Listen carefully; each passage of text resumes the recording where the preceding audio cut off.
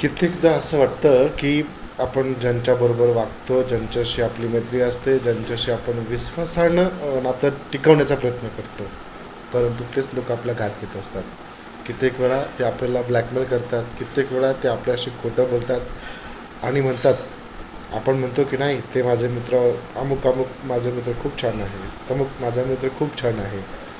परंतु बरेचदा असा एक अनुभव आला आहे की बरेचदा आपण ज्याला आपलं म्हणतो तो सगळ्यात जास्त आपला शत्रू असतो. त्याला आपण जे पण काही कार्य करतो, जे पण काही करत असतो, त्याला ते कधीच पटत नसतं.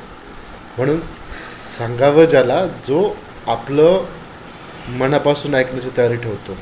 अन्यथा या जगात वा या जगात वरच्या थरीचे लोक खूप आहेत. तुमच्या समोर तुम्हाला खूप छान बोलतील, परंतु ते तुमचे नाही आहेत. जेव्हा आपल्याला कळतं की ते आपले नाही आहेत, तेव्हा तो वेळ निघून गेलेला असतो.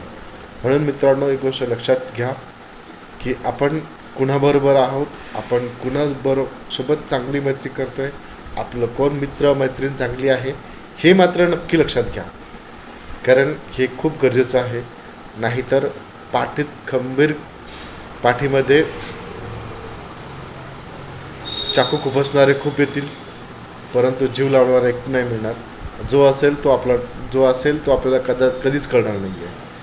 म्हणून आपण एक चांगला विचार करावा आणि चांगल्या मित्रासोबत राहावं. धन्यवाद. थँक्यू.